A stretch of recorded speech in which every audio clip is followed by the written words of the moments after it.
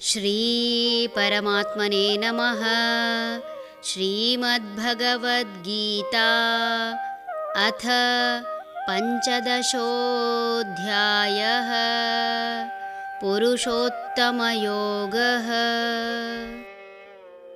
ಯೋ ಮಾಮೇವಮಸಮ್ಮೂಢಃ ಜಾನಾತಿ ಪುರುಷೋತ್ತಮಂ ಸ ಸರ್ವವಿದ್ ಭಜತಿ ಮಾಂ ಸರ್ವಭಾವೇನ ಭಾರತ.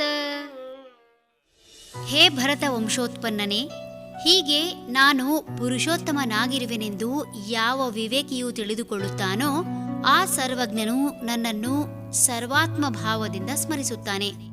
ತನ್ನನ್ನು ತಿಳಿದ ಜ್ಞಾನಿಯನ್ನು ಸರ್ವಜ್ಞ ಎನ್ನುತ್ತಿದ್ದಾನೆ ಭಗವಂತ. ಭಗವಂತನ ಬಗ್ಗೆ ತಿಳಿದುಕೊಂಡಾಗ ಸ್ವಾಭಾವಿಕವಾಗಿಯೇ ನಾನು ನನ್ನದು ಎಂಬ ಅಹಂಕಾರ ದೂರವಾಗಿ ಬೂದಿಯಲ್ಲಿ ಮುಚ್ಚಿದ ಕೆಂಡದಂತೆ ಒಳಗಿದ್ದ ಜ್ಞಾನ ಹೊರಬರಲು ಆರಂಭವಾಗುತ್ತದೆ. ಭಗವಂತನ ಸ್ವರೂಪವನ್ನು ತಿಳಿದ ನಂತರ ಈ ಪ್ರಪಂಚದಲ್ಲಿ ತಿಳಿಯುವುದು ಇನ್ನೇನೂ ಉಳಿದಿಲ್ಲ ಎಂಬ ಅರಿವಾಗುವುದು ಸಹಜ. ದೇಹ, ಮನಸ್ಸು ಮತ್ತು ಆತ್ಮ ಇದಾವುದೂ ನಾನಲ್ಲ ಎಂಬ ಅರಿವಾದೊಡನೆಯೇ ಇದುವರೆಗೂ ಇದ್ದ ಪೂರ್ವಾಗ್ರಹ ಪೀಡಿತ ವ್ಯಕ್ತಿತ್ವ ನಾಶವಾಗಿ ಎಲ್ಲರಲ್ಲೂ ಭಗವಂತನನ್ನೇ ಕಾಣುವ ವಿಶಾಲ ಮನೋಭಾವ ಬೆಳೆಯುತ್ತದೆ. ಅದೆಷ್ಟೋ ತಪ್ಪು ಕಲ್ಪನೆಗಳಿಂದ ಜೀವನದ ಪ್ರತಿ ಹಂತವನ್ನೂ ಪ್ರಯಾಸದಿಂದ ನಡೆಸುವ ಮನುಷ್ಯ ಜಾತಿ, ಧರ್ಮ, ಗಡಿ, ಭಾಷೆ, ಸಂಪ್ರದಾಯ, ಆಚಾರ, ವಿಚಾರ, ಸಂಸ್ಕೃತಿ ಎಂಬ ಕಟ್ಟುಪಾಡುಗಳಿಂದ ತನ್ನನ್ನು ಕಟ್ಟಿ ಹಾಕಿಕೊಂಡು ಅದರಲ್ಲೇ ಸುತ್ತುತ್ತಾ ಜೀವನವನ್ನು ನರಕ ಮಾಡಿಕೊಳ್ಳುತ್ತಾನೆ.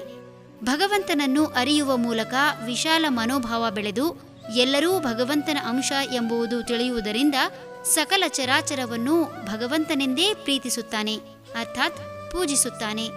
ಹರಿ ಓಂ ತತ್ಸತ್.